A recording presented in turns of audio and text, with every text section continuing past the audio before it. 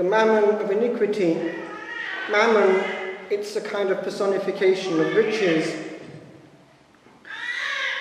This day is a big day in one country in Europe. I wonder if you know which.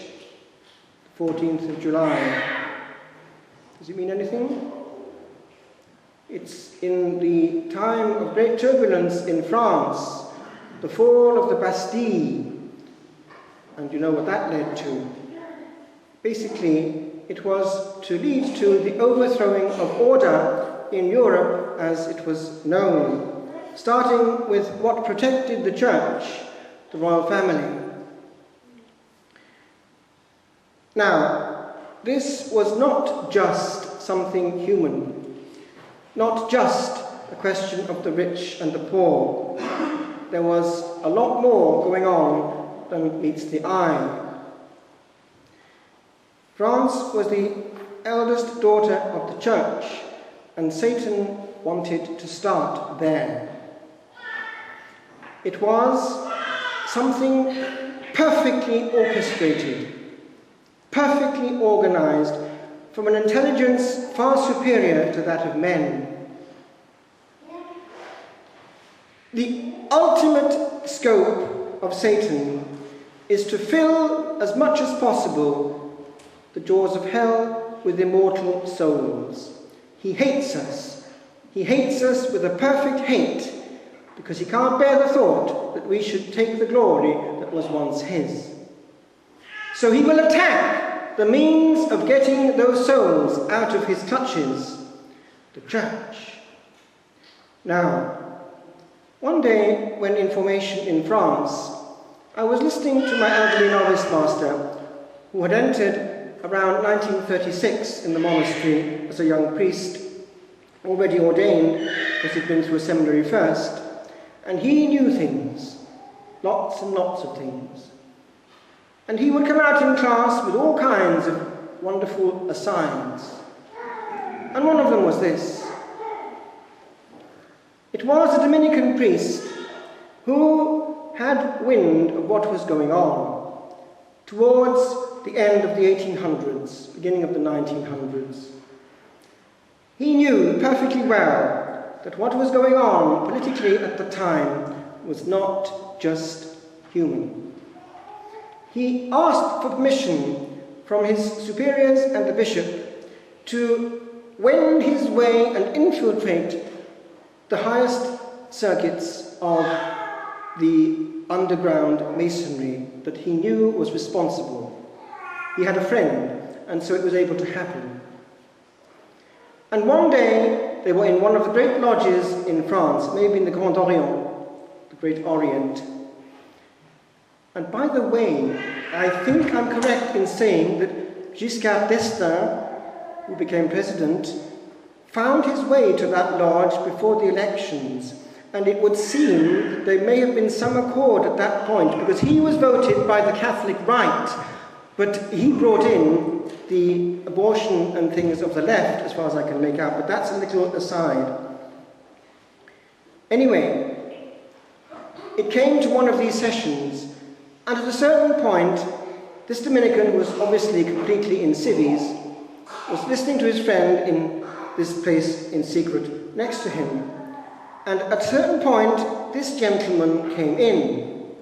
This gentleman came in, apparently. Now, he was standing before them, and his friend whispered in his ear, "C'est lui. It's him." You know what that means? It was old Nick. He was appearing to them in human form. But when that happens, and by the way, in our monastery in Italy, we had an evidence of this, because on the frescoes of Life of St. Benedict, you had scenes of the Desert Fathers, and you have one monk sticking out of his grotto and making this sign at the apparent angel before him. He's got wings. And he's more or less saying, "You're a fallen angel, I can discern you as a fallen spirit, acting in the name of the devil as an angel of light."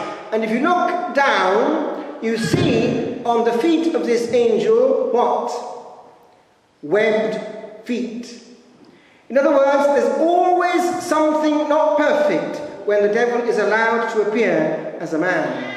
So webbed feet is one.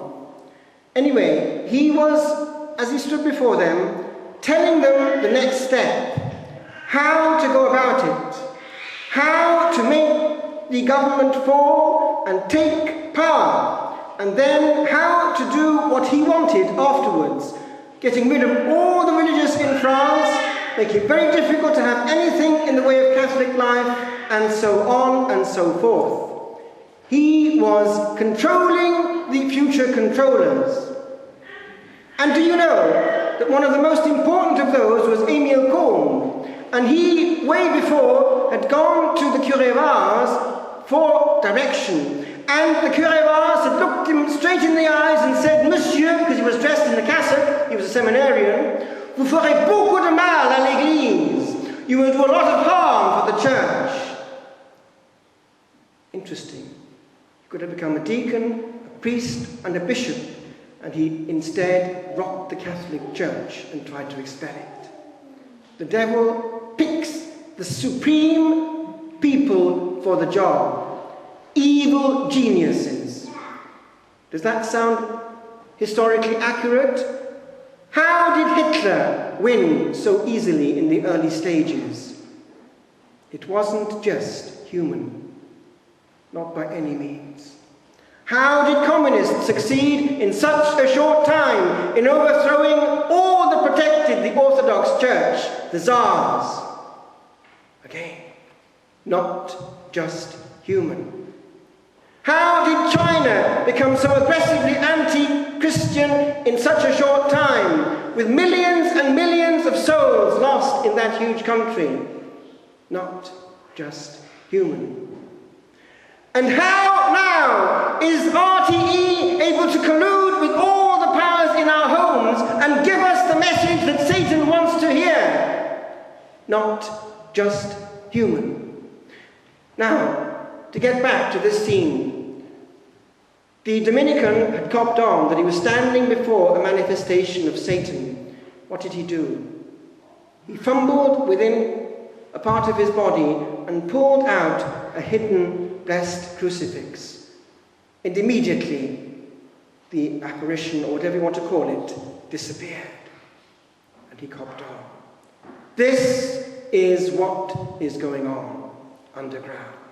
And we are seeing but the tip of the iceberg. My friends, Satan wants the sacrifice of the children of Ireland, and he's using that instrument that's in our house, RTE, to get at this last sacrifice. Don't be taken in. Don't be idiots. Listen to what the Lord is telling us in this gospel, that the children of darkness are brighter than the children of light in this generation.